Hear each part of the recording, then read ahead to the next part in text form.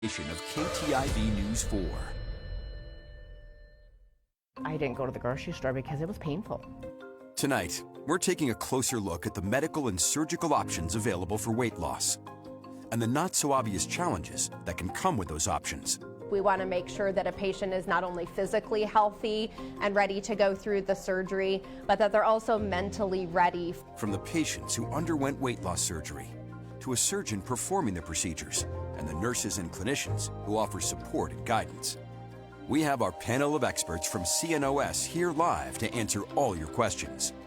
Now, Shifting the Scale, a KTIV News 4 special. Here are your hosts, Matt Breen and Jessica Bowman.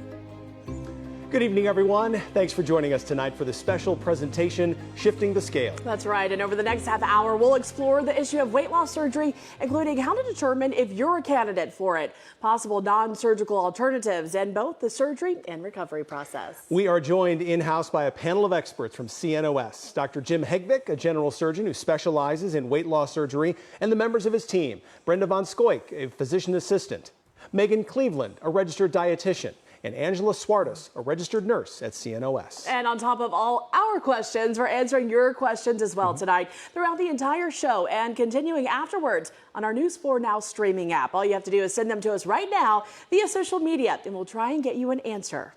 We're going to start tonight with a question for Dr. Hegvik. Dr. Hegvik, what are the most common types of bariatric surgery? How do they differ in terms of the procedure and the results? And more specifically, what are the two procedures offered at CNOS? So the most common types are the sleeve gastrectomy and the gastric bypass. The results are very similar. Maybe a little bit more weight loss with the gastric bypass and a little more help with reflux control. And those are the two that we offer here at CNOS. And what's the time difference in performing the two surgeries? So length of time for this, yeah. So they both take about under 2 hours. The sleeve is about 30 to 45 minutes. The bypass, usually about 2 hours. Okay. Now, what are the general eligibility criteria, kind of the requirements for someone who's considering bariatric surgery? So when we talk about that, I talk with my patients that BMIs between 35 and 40 usually have to have a medically treated comorbid condition. So what that means is something like high blood pressure, high cholesterol, maybe sleep apnea, something that their doctor is seeing them for that's related to their weight or the obesity. Usually if you have a BMI of over 40, you don't have to have a treated condition, and that can usually get us qualified. All right, Dr. Hegvik, thank you. All right, this question tonight for Angela. Can bariatric surgery help with conditions other than weight loss, such as diabetes or maybe hypertension? Yes, several of them, they can be treated and helped. Sleep apnea is a big one. Heart conditions, kidney failure, diabetes, a lot of the big major ones they can help with. All right, Angela, thank you. Dr. Hegvik, we talked about the criteria, sort of the requirements for people qualifying for bariatric surgery. How does a patient's mental and emotional health play a role in whether or not they're a good candidate? That's an important thing that we look at a lot. And it's something that every patient that goes through weight loss surgery does have to have a psychiatric evaluation or with a psychologist. And we look at that, and I talk with them a lot about making sure to involve their significant other, their primary care provider, their mental health providers with that, so that they're involved with them post-op as well. Thank you. And another question tonight for Dr. Hegvik. Let's get straight to this question. What are some of the potential risks or complications associated with bariatric surgery? So the biggest things that we talk about are some of the major ones would be a leak. Anytime we divide the intestine, that's something that can happen, or you can bleed from that location, or it could kink or narrow. Other things that we can deal with, and those are really uncommon things. The most common thing would be nausea, constipation, things that we can manage, and we're really used to managing in the office. Okay. Now, here's a question from one of our viewers, and if you want to send in a question, you certainly can. Just send it to connect@ktiv.com. Now, Brenda is asking, what weight loss medication do you recommend for someone who's struggling to keep the weight off post-weight loss surgery? Dr. Hegvik, what are the medications that are out there? So the most common thing that we see now is going to be the GLP-1 medications. We see those a lot. They've become really popular, obviously, Ozempic and Wegovy, and they do help us. I think if people have troubles, with weight regain after surgery, they can always come in to see us. And the main thing is that we want to get them back on track. We want to see them, see how they're doing. What are their complaints? Where are they struggling? We have a dietitian that can help us in the office, and she does a wonderful job with that. And then if we determine that medication is something that we can do, I would say semaglutide is something that we use a lot of, and it can help. Thank you, doctor.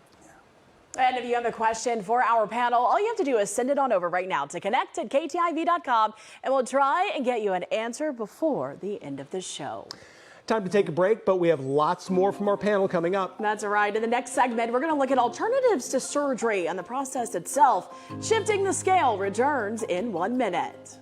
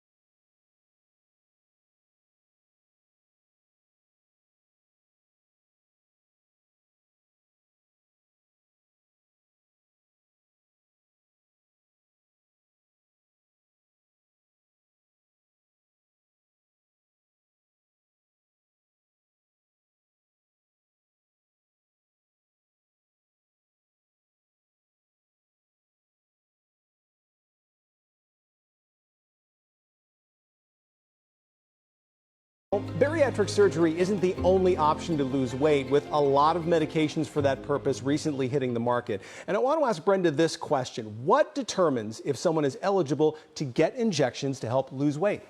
So there are a few things we look at.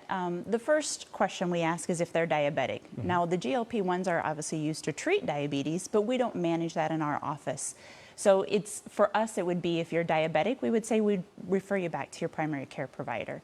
We also look at what we call contraindications, and there's really two that we always ask about. One is if they have a personal or family history of medullary thyroid cancer, or a personal or family history of multiple endocrine neoplasia type 2. Those two things would definitely be a reason that somebody would not want to take the semaglutide. For the patients who do want to take part in a medical weight loss regimen, what are some of the common lifestyle changes that they'll need to make? Absolutely. We do talk a lot about this medication as a tool. It's used to help jumpstart their weight loss. So we talk about while they're taking the medication, we want them to work on making those positive lifestyle changes, which include plenty of fluids. 64 ounces is kind of the magic number we talk about with bariatric patients. I also recommend just a complete multivitamin to help fill in some of the cracks. And then the big ones are definitely making good dietary choices and then increasing their activity and exercise. One thing I think we need to address are any possible side effects from a medical weight loss regimen. What side effects are there, and how does CNOS help manage that? Sure. So we can see a couple different things. Overall, the medication is really well tolerated by most people, but we do have occasionally people say they get headaches or fatigue, dizziness. Those typically I tell people, look at when was the last time you ate or last time you drank. With this medication, you get the appetite suppression, the food noise is quieted, and it's not unusual when they get to a dose that works for them that they're going to get busy and forget to eat. Really? Yeah, so I always say if you start feeling kind of crappy throughout the day, just think of the last time you had something to eat or drink. That's the first thing that I do. And then because this medication works on our GI system, it slows it down to help us feel fuller longer, we can get some GI side effects. We do see some constipation, which again is easily treated with over-the-counter medications. Occasionally we see some diarrhea and vomiting, not very often. And again, that can be treated symptomatically. We do get some nausea, some patients that complain of nausea, and we give them some recommendations of how they can treat that at home. Big one is probably just eating their food slowly. Because we're slowing down that GI tract, and if they eat too fast, they keep compounding what's already in their stomach. And the last one we see occasionally is bloating. And as far as recommendations for that, we say stay away from carbonated beverages and then drink between meals so that at meal times you fill up on healthy, nutritious food and not add to the bloating effect with all the fluids. All right. Thank you, Brenda. Yes.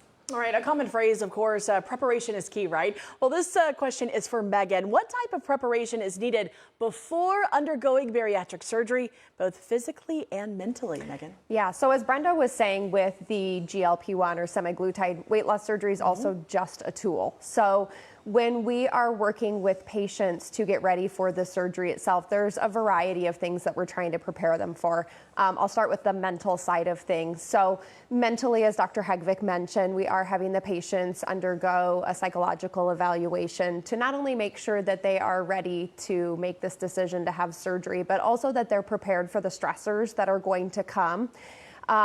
As patients are going through the educational program, we've continued to add more and more mental health aspects to the program itself. One of the big ones that we talk about with patients is eating triggers. Why do we eat? You know, we eat for hundreds of reasons in our society, and being hungry is one of them. So we know the surgery addresses physical hunger really well, but it doesn't address the emotional eating and the social aspects. We also talk a lot about support systems.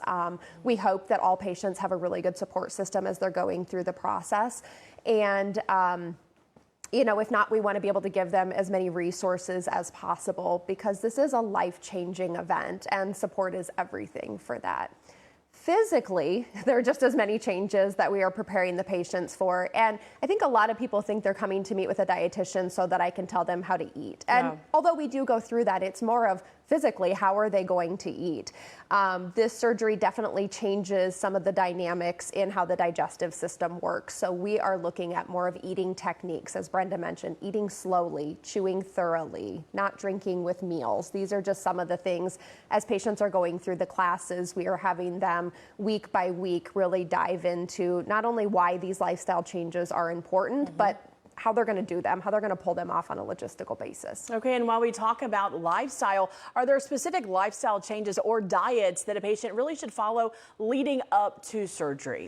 Yeah, we have a patient, we have all patients follow a 1-week pre-op diet. Okay. But again, the big thing for patients is looking at their lifestyle on a day-to-day basis. I don't want patients to go on a strict diet prior to surgery, but really look at, what do I eat on a day-to-day basis? How could I be making practical changes to the diet? We want them to be able to stick with this diet for the rest of their life. So again, in that week leading up to the surgery, we have patients follow a special diet that helps their digestive system get ready for the surgery itself.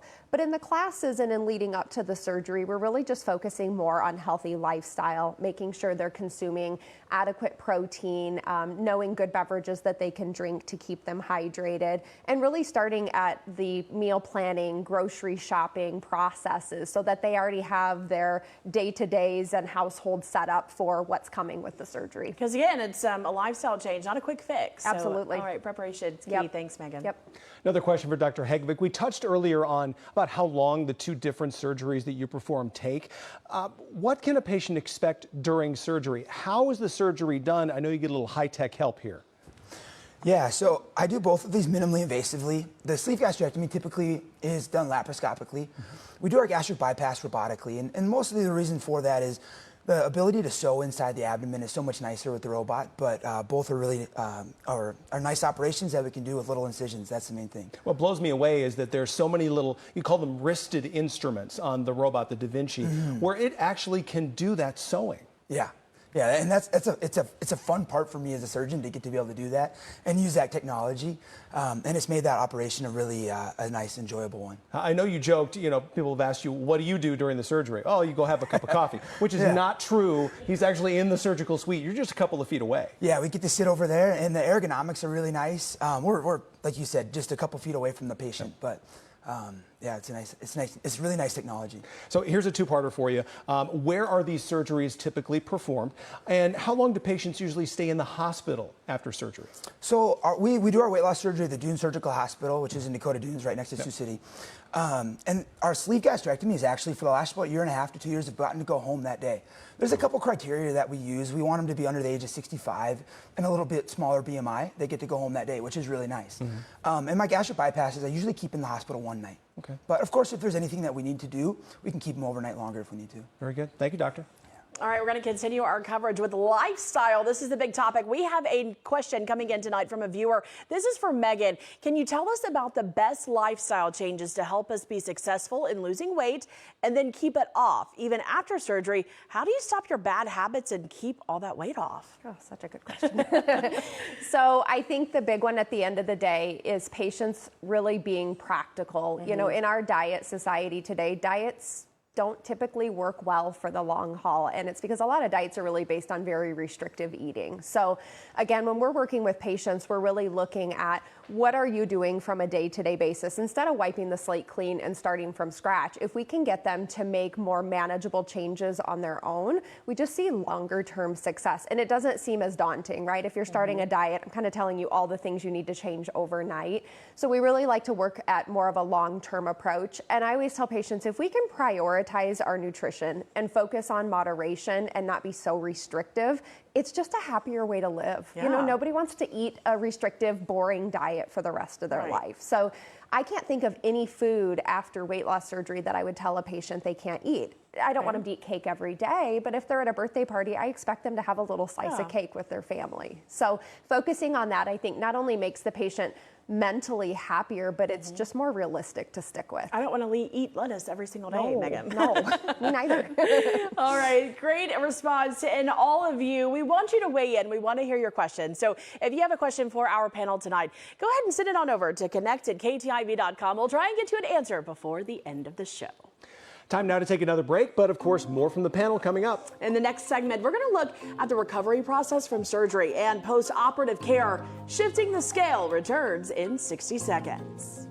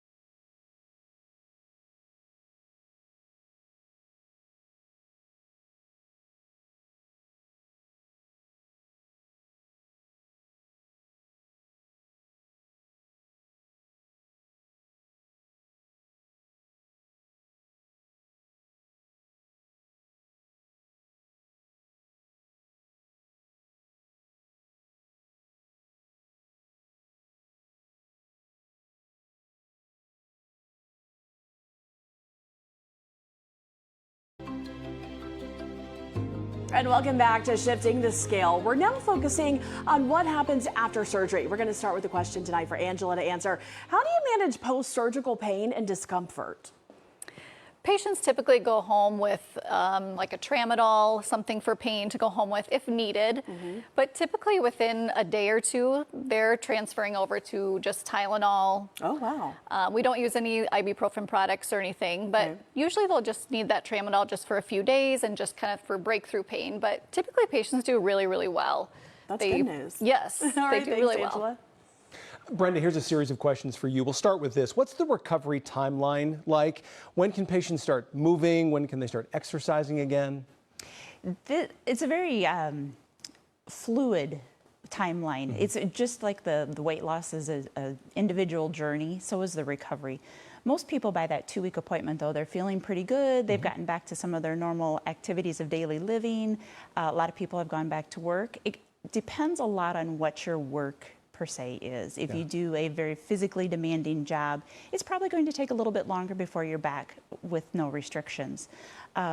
Sometimes we can send you back on light duty, which means we may limit the weights that you can lift or the hours you can work, the activities you can do. People that have more of a desk job or a job that's not physically active can go back quite a bit sooner.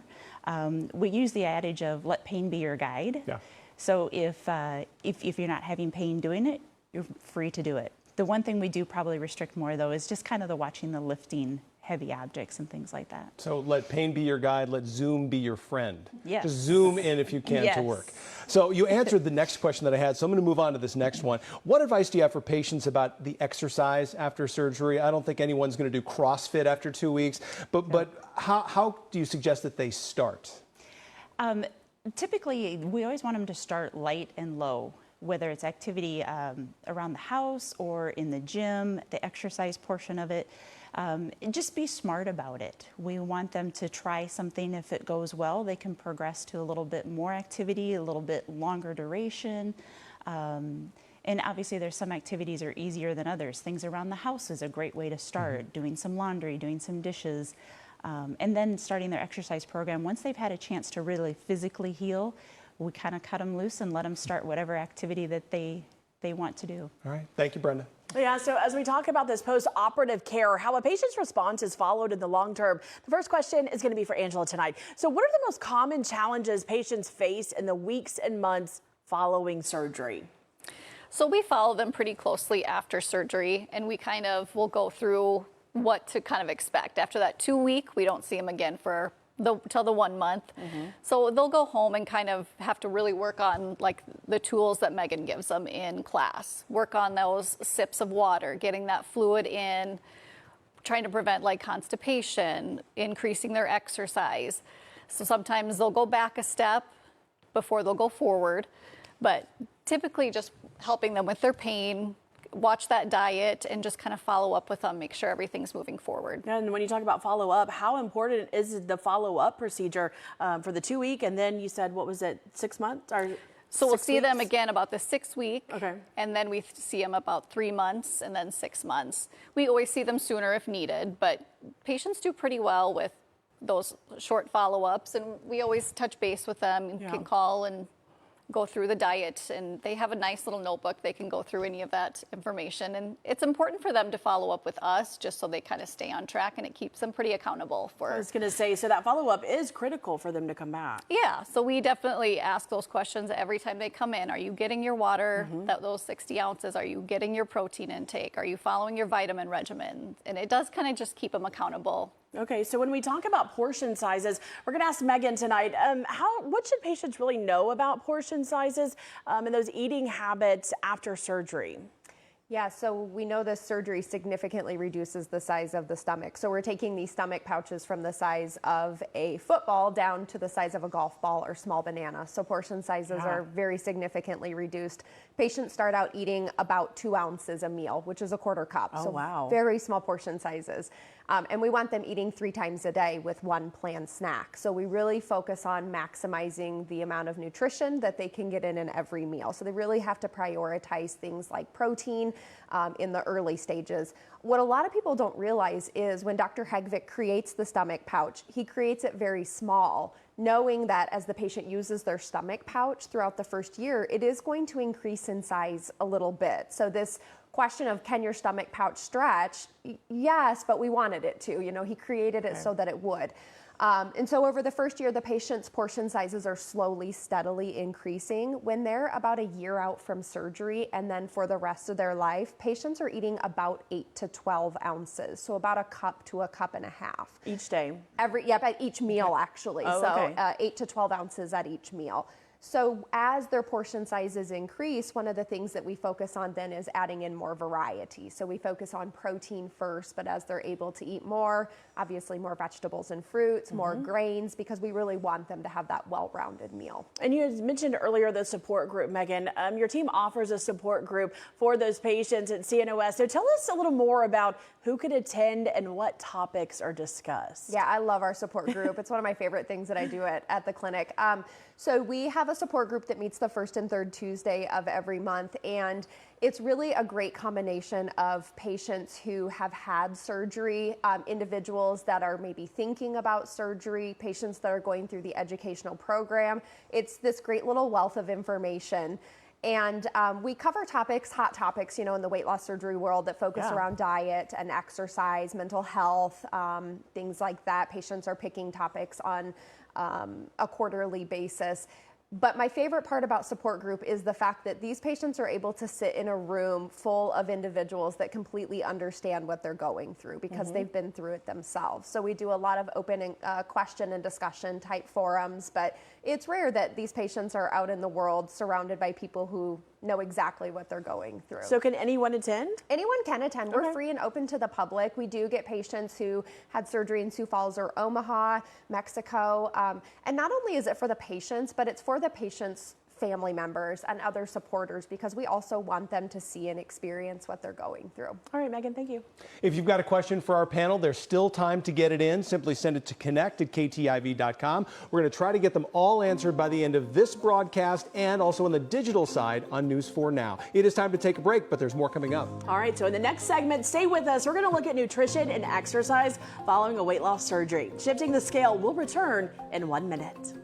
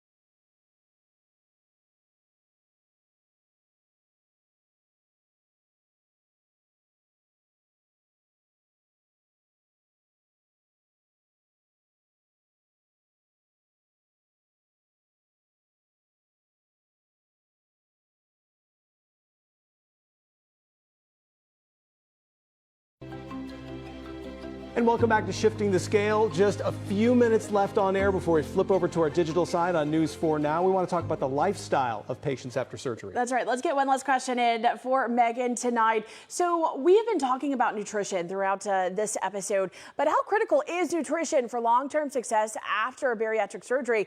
And what are some of the most important foods patients should incorporate into their new lifestyle? Yes, so nutrition is very important, and we not only look at food and nutrition from a dietary standpoint, but as Brenda mentioned, we also focus on making sure patients are getting in their micronutrients, their vitamins, minerals, nutrients. So we do have all patients take special bariatric supplements really for the rest of their lives. And then looking at just from a dietary standpoint, again, we really like to focus on a protein-focused diet, which means patients are getting in a variety of foods, but they're always looking at that protein first and foremost.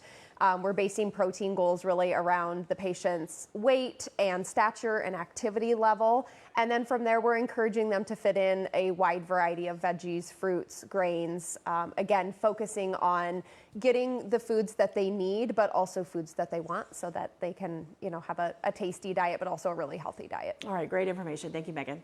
Our half hour has flown by, but we want to thank all of our folks from CNOS, Dr. James Hegvik, and a shout out to his 4-year-old watching at home, Brenda Van Scoik, Megan Cleveland, and Angela Suarez for joining us tonight and sharing in their expertise. Yeah, so that's all we have on KTIV. However, the conversation continues. We are headed live to our streaming service, News 4 Now. We want you to join us. We're going to answer even more of your questions live tonight. So we'll see you in just a few seconds as our conversation continues.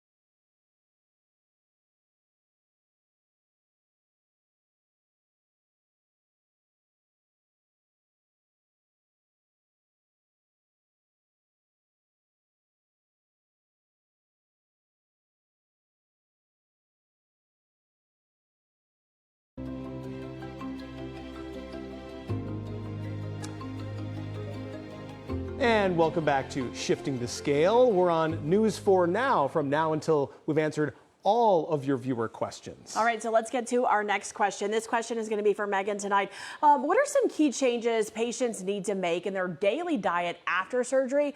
And how do you really kind of guide them through this journey and process? Yeah, I think as Angela was mentioning earlier, so if you think about it, we are doing surgery on the patient's stomach. Okay. So one of the big things after surgery that we focus on is the healing of that stomach pouch, meaning we need to give it a little bit of a rest. So initially after surgery, all patients are going through a diet progression. Okay. We start them off on a clear liquid diet, things like juices, jellos, popsicles. From there, we move to thicker, fuller liquids like protein shakes, thicker soups. Shortly after that, they're moving on to a pureed diet, which is things like scrambled eggs, mashed potatoes. And then I would say within about 3 to 5 weeks after surgery, patients are back to a soft but normal diet. And so we're really focusing on textures, consistencies. There are some food intolerances that can come with this type of surgery. So things like too much sugar, very soft doughy breads, which we all love, so that's a hard one to stay away from. We know that really fibrous meats, vegetables, and fruits can be harder for that stomach pouch to break down. So we're really focusing on kind of upping the consistencies as time goes on. Okay, and you talked about protein a little earlier in the show. So let's discuss the importance of protein and hydration for those patients post-surgery. Yeah, protein is everything. You know, immediately after surgery, protein is helpful from a healing standpoint, but from, you know, muscles to helping with, you know, vision, antibodies, enzymes, the creation of those. As Brenda was talking, we know physical activity is so important, and protein is stored in our muscles essentially. So if patients aren't eating enough protein, their bodies are finding it in those muscle stores. So. Yeah, well, I was going to ask, so you had mentioned some of the foods that they kind of work their way into, but is there anything that they should actually like absolutely avoid? Not necessarily. Okay. Again, we know way too much sugar is not a good thing. So we give them some sugar guidelines, teach them how to read labels. Basically, you know, we focus on chewing. So anything they can't chew to an applesauce consistency, I say if your mouth can't break it down, your stomach's probably also not going to be able to break it down. Oh, okay. Good advice there. And is there anything that you tell them to avoid just to prevent regaining any weight? Yes. As far as foods go, the big one is soda, which I know breaks a lot of hearts. We know soda is pretty heavily linked to weight regain. As far as behaviors, we know things like grazing is by far the #1 reason that patients gain weight back. And grazing is, these patients are never going to be able to eat a large amount of food ever again, but they can take a large amount of food and pick on it over a period of time. So it's that constant snacking or picking. This little stomach after surgery works great for that. We recommend not drinking with meals so that they're filling up on their nutritious foods and not having those foods slide through the stomach. We know getting in enough protein, staying adequately hydrated. So we have them watch things like their caffeine intake because caffeine tends to dehydrate us.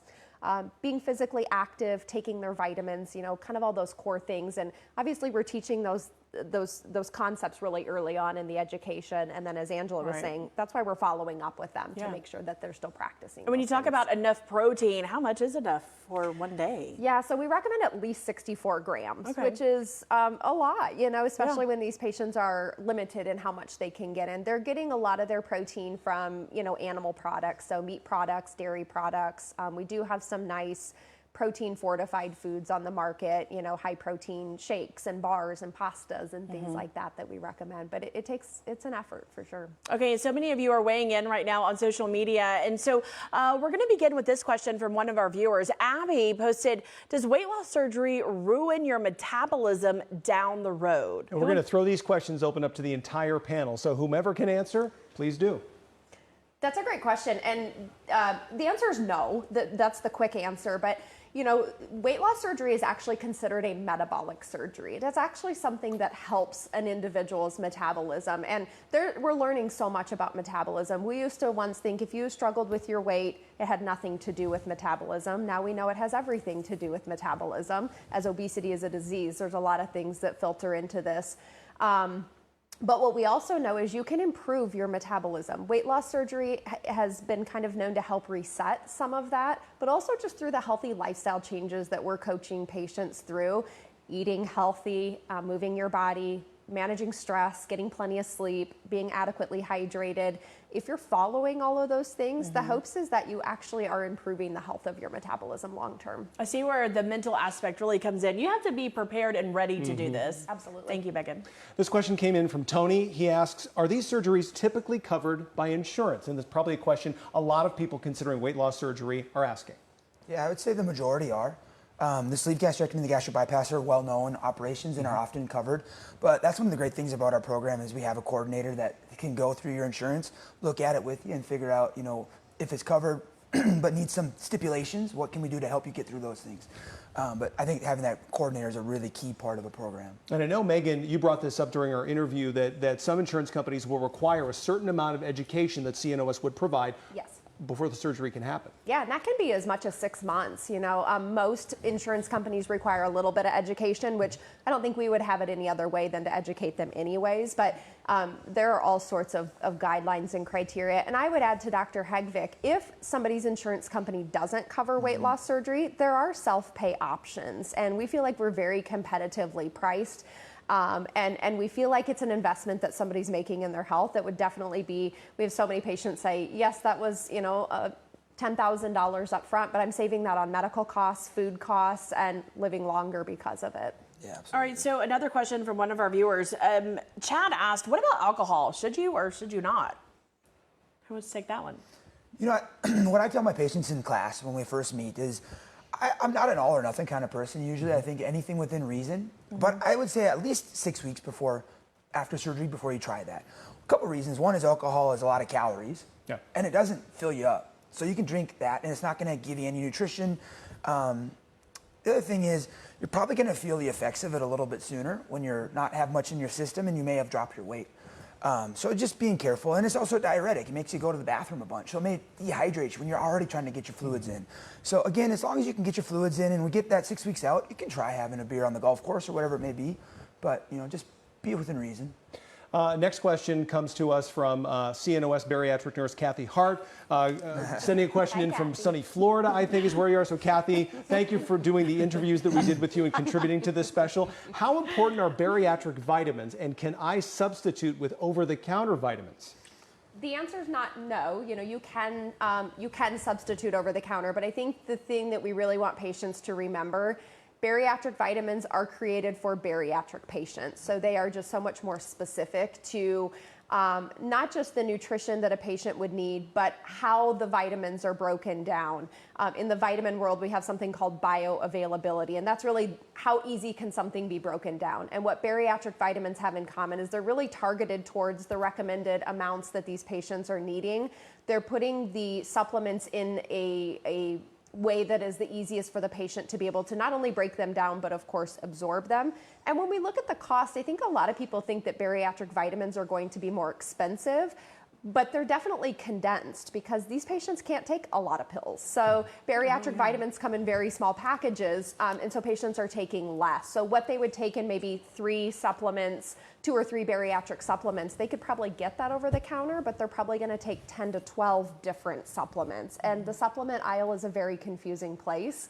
So if we can take the guesswork out of it, that's our ultimate goal. And they do absorb differently. Absolutely. She's explained to patients that they absorb, the bariatric ones are meant to absorb slower, so they can absorb that a little differently. So it is good for patients to know that too. Okay.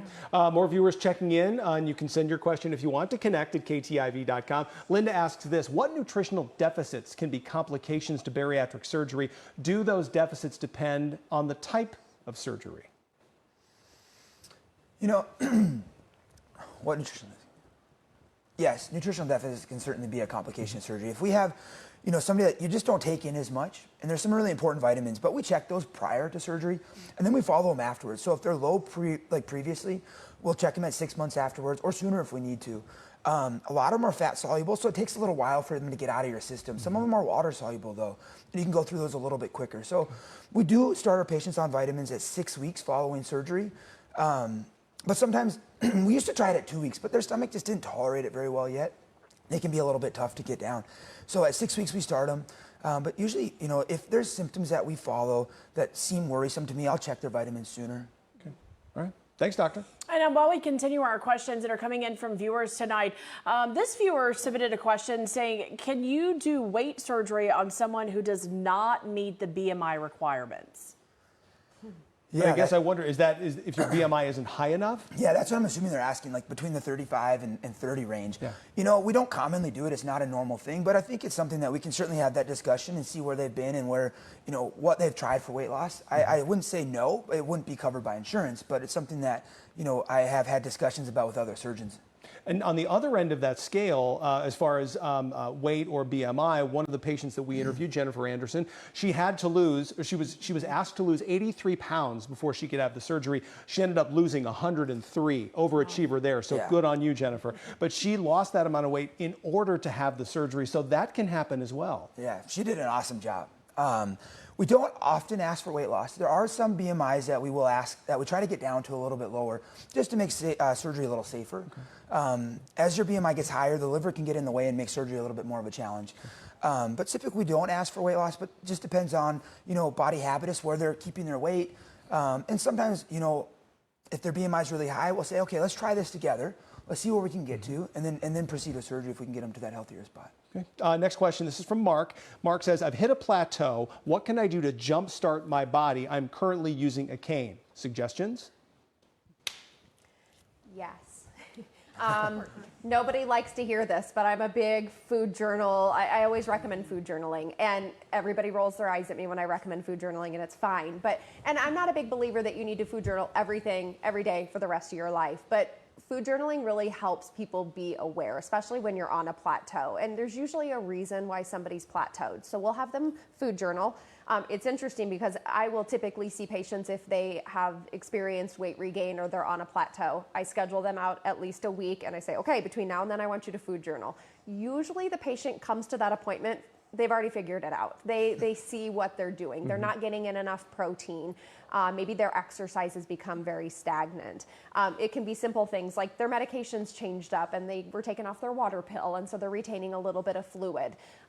They've gotten into grazing, you know, some of these bad habits. So if they can, you know, we're obviously here to help them, but food journaling is a great way for them to see it, and then we can take those things and hopefully help them create a plan to move forward. Just a quick follow-up, Megan. A food journal, you're talking about a physical journal that you write everything in. Could you substitute with one of the million apps where you log your food every day? You absolutely can. So I tell patients a notebook, a daily planner, an Excel spreadsheet, random Post-it notes laying around your house. There's really great apps out there, and we actually work with one of the best apps I've ever found. It's called Berrytastic. It was an app that was created for bariatric patients. So not only are you able to track your intake, and it calculates, of course, all the nutrition, you're able to take pictures of what you eat, scan the barcodes, talk to text, but it also just has a great Facebook community with it, recipes, you know, reminders to take your supplements. So there's a lot of great apps out there. Berrytastic is free and anybody can use it, but yeah, whatever helps you be more aware, whether it's super tech savvy or pen and paper, it doesn't matter. This question comes from, oh, I'm sorry, Brenda, I didn't mean to cut you off. Just to add to that, Megan touched on the exercise. So if I'm seeing patients in the office that are coming with weight loss plateaus, I've had great success with not only the food journaling, that's the first thing I tell them.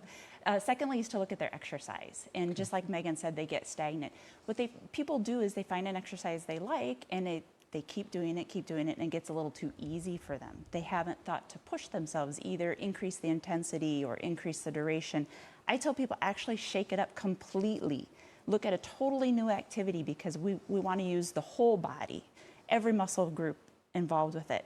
And then also, if they're far enough out, like when they hit that year to 18 months, I've had good luck with people doing what we call a reset diet, where they kind of go back to the beginning, following more of a diet that they did right after surgery. Again, the idea is kind of just shaking it up and shocking the body almost. And I've had a lot of success with that. Okay, very good.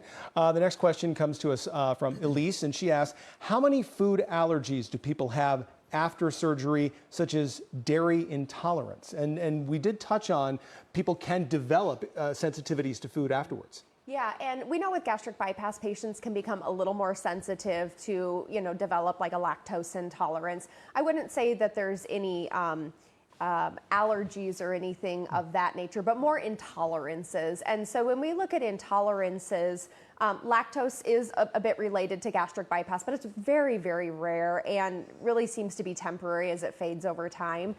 The bigger intolerance would be, again, the sugar, the soft doughy breads, the really fibrous, vegetables and fruits, things that you can't chew down. But I always explain food intolerance as kind of a twofold. It's either the food or how you ate it. So going back to those key, if you took too big of a bite, if you didn't chew thoroughly enough, if you just ate too quickly, you could have it. But I think a big misconception about weight loss surgery is, oh, I know so-and-so that had weight loss surgery back in the day and they get sick all the time. It's not, you have to remember back in the day in the 80s, 90s, they didn't have education. These patients weren't taught how to eat differently. So we tell patients, if you are experiencing a food intolerance and you can't figure out why quickly, you need to call us. There might be something physical that we need to look at because we're not setting them up. We don't want to set them up for a life of not tolerating food.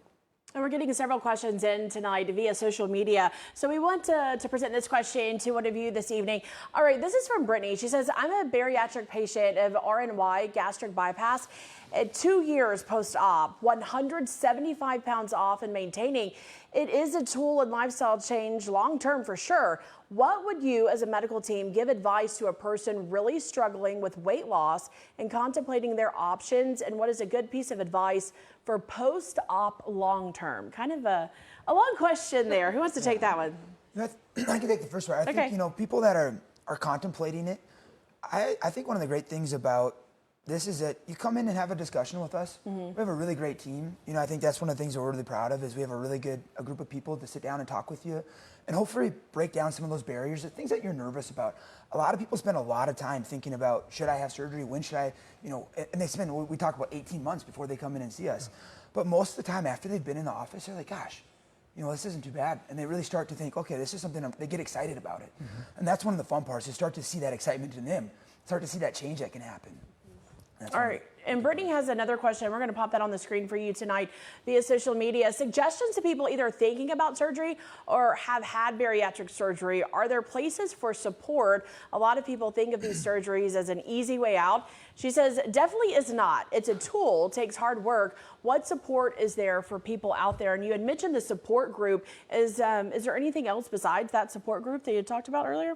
Yeah, and with the power of social media, I think there's good and bad that can come with that. I think there's really great support groups on social media. And what I like about the online support that patients can get from social media is it's there 24/7, right? And we're not. So I like that. I also think, though, there is a ton of misinformation, just like she was saying about, it being the easy way out. So when I talk to patients about social media, I'm having them assess the different pages they're on. Is this helpful? Are you getting good information? Does this kind of align with what you're getting from our clinic? Weight loss surgery is done all over the world, and there are different thoughts, and a lot of social media platforms are not necessarily run by a doctor, a nurse, a dietitian. So we want them to choose those wisely because we want that to help them, not set them back. And for those of you watching that maybe didn't hear more about the support group, expand a little more on that you'll offer at CNOS. Yeah, so we have a bariatric support group. We meet the first and third Tuesday of every month from 6 to 7 p.m. Our support group is free. Anyone can attend. We always cover topics, I say hot topics that patients are interested in hearing about. So quarterly, we're coming up with a schedule of things. But mostly we do a lot of just open question and discussion. And as I was mentioning earlier, I think the best thing about our support group, I run it along with Kathy Hart, our bariatric nurse. We're there to give information, but the best part is really just having patients come together. And so when a patient is, newly out from surgery and they're having an issue with something, they have a whole slew of patients in the room that can answer their question. Those are the true experts. They're living the life every day. From that too, I feel like the support group, you could have somebody who had one 20, 30 years ago, and then someone who had one a month ago, and their differences are huge. Yeah. And sometimes it is nice to see, like, oh, this is new since I've been to class, or this is new education. That's a great There's just point. always things growing and things changing in the support groups and the classes that maybe 20 years ago we didn't touch on. Yeah. It probably makes patients feel comfortable. No question is stupid. They're all in the same position. Yeah. And our patients who have had surgery definitely want to pay it forward. So they love helping those that are new to the process. And like Angela said, you also see this reinvigoration of those that are fresh out from surgery and super excited. Those that maybe are on a plateau or out from surgery years and years. Just the conversations, I think it's really helpful both ways. Yeah. Okay. I always tell patients too that I think even if you don't think you need to go, sometimes you going is the support that somebody else needs. And I think that's kind of what they're alluding to. And it really does. It's funny when they come back after support group and they're like, it's exactly what happens for them. So, and I think family support is huge too. Family support is a I big think, one. you know, we have a few patients where the family isn't supportive and it's just so much more of a struggle. I think being open and honest with their family and trying to get them to explain why they want to pursue surgery or the medical weight loss portion of it, I think that's huge too. Yeah, two of the patients we had in our series of stories were unique. Jennifer and Travis Anderson, who decided at the same time to both have weight loss surgery, and they had surgery on the same day and then were able to go through the steps to get to that first week, that 6-week appointment, that 6-month appointment, and that year appointment, and constantly support each other every step of the way. That's been my favorite, I think, is seeing the husband and wife couples that come in and we schedule them together. Some are like, no, let's me go first and then them. And we're like, no, I mean, I would do it together if you can. And then they do. You see them recover and kind of those symptoms they go through, and they support each other. And I love watching the husband and wife. Yes, it is. That's true too. 100%. Okay, well, what were you watching what you eat today? Yeah. So and you can cook with each other and share. Exactly. I and mean, making did you take your vitamins today? Yes. Yeah. Well, it's a contest sometimes with them too. And it is. That And when I always they come find it in. interesting, the ones that have the surgery and then the spouses maybe don't. And the surgical patient will come in and say, well, I've got my husband doing it now too. He's eating much better and he's lost 25 pounds since I've had surgery. So we do, that's a really fun thing to hear, is everybody's jumping on board in the household. A very supportive environment. Yes. We have another question. This one came in via email from Abby. Can you stretch your stomach eventually after having the sleeve? And I know, Megan, you had mentioned, Dr. Hegvik, when you do the surgery, you will allow for that stomach to stretch a little over time. You know, the stomach in and of itself is very distensible. It moves a lot. So I tell people it's going to stretch a little bit, but that typically is not the source of weight regain. And that's where people ask about it a lot, is they'll say, oh, I stretched my small stomach pouch, or I stretched my sleeve out. Usually it's not that, it's the behaviors. And that's the stuff that we talk about, is getting back in touch with our dietitian with weight regain. But you will stretch it a little bit. Like you can, when we talk about, you can eat more at 2 years after surgery than you can 6 weeks, but it's not necessarily going to continue to stretch out. I have to tell you, this has been a fantastic conversation. We've really gotten a lot of great questions answered, and if there are any lingering questions out there, I'm sure that if you approach CNOS and these great doctors and nurses, they will be able to get you the right answer. We appreciate all of you joining us tonight on News 4 Now. Thanks for being here with us for this extended digital edition of Shifting the Scale. And if you want to watch the special again, we'll have it online tonight at KTIV.com and on our Facebook page and on our YouTube page and, of course, the News 4 Now app. Thanks for joining us, folks. We hope you have a great night.